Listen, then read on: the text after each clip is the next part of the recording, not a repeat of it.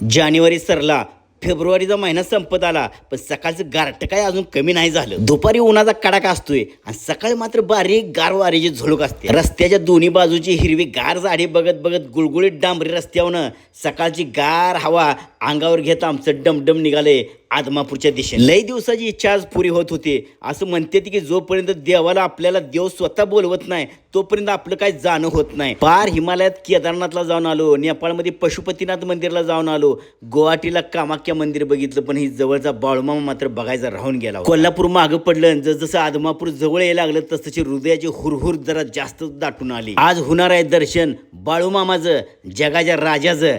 हाय ना तुम्ही तयार या बाळूमामाच्या दर्शन? आदमापुरात शिरलो आणि ही ट्रॅफिक आणि ही गर्दी, बाबू काय गर्दी म्हणायची का काय? हे डमडम लावलं रस्त्याच्या बाजूला, निघालो चालत मंदिराकडे आणि जाताना वाटतच हे दृश्य बघायला मिळालं. भल्या मोठ्या छत्रीखाली बाळूमामांची ही मूर्ती आजपर्यंत फक्त फोटोत आणि व्हिडिओमध्येच बघितली होती. आज प्रत्यक्ष डोळ्यानं बघायला मिळाली मंडळी.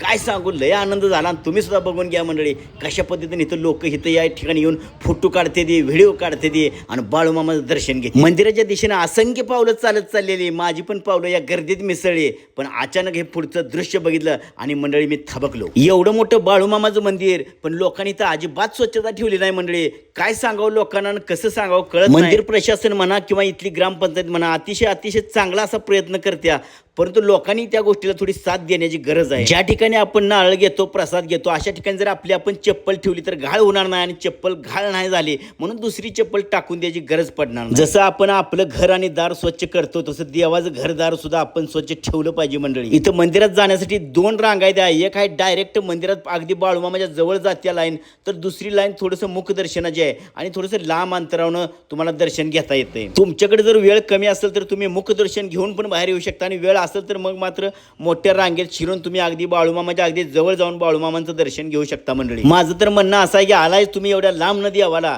तर बाळूमामांचं अगदी व्यवस्थितपणे दर्शन करूनच इथून निघून जावा. मनामध्ये रुखरुख राहायला नग की लगायच्या एवढ्या लांब न आलून काय दर्शन नीट झालं. आतमध्ये फोटो व्हिडिओ काढायला अजिबात परवानगी नाही, त्यामुळे आत तुम्हाला काही मी दाखवू शकत नाही. पण दर्शन करून बाहेर आलो आणि अतिशय समाधान वाटलं मंडळी. कपाळी पिवळा भंडारा, मनात बाळूमामांचा जागर. मंडळी एखाद्या ठिकाणी गेल्याशिवाय तिथलं पावित्र्य आणि महत्त्व नक्की तुमच्या लक्षात येणार नाही. वेळ होती आता नारळ वाढवण्याची, म्हणून त्या दिशेला गेलो. तिकडे गेल्यानंतर बघितलं की वाटत अगरबत्तीचं जी पाकिटं होती ती लोकांनी अक्षरशः रस्त्यावरच फेकून दिली होती. इथे कुंड होता, व्यवस्थितपणे त्या कुंडामध्ये तुम्ही अगरबत्ती टाकू शकत होता, पण बरेच लोक टाकत पण होते. पण बरेच लोक मला वाटतं व्यवस्थितपणे टाकत नसल्यामुळं त्या आजूबाजूला पसरून लोकांची त्याच्यावर पावलं जात होते. लाखोंच्या संख्येनं लोक या ठिकाणी येते, त्यामुळं कुणाकुणाला काय काय सांगायचं. त्यामुळं माझी तर अशी इच्छा आहे की ज्याचं त्यानं स्वतःनं थोडंसं मनामध्ये ठेवून, बाबा इथं माझ्यामुळं काय घाण होणार नाही, व्यवस्थितपणे इथं येणाऱ्या लोकांना चांगलं वातावरण मिळेल ह्याची काळजी घ्यायला हवी. आपण आणलेलं अगरबत्तीचं पाकिट तुम्ही व्यवस्थितपणे त्या कुंडामध्ये टाका, खाली पडणार नाही याची दक्षता घ्या, आणि खाली नाही पडलं तर पावलं पण त्याच्यावर कोणाची पडणार नाही. नारळ किती फुटतात रोज? 1 ट्रक भरतोय. 1 ट्रक. बघा मंडळी, इथं 1 ट्रकभर नारळ रोज फुटते.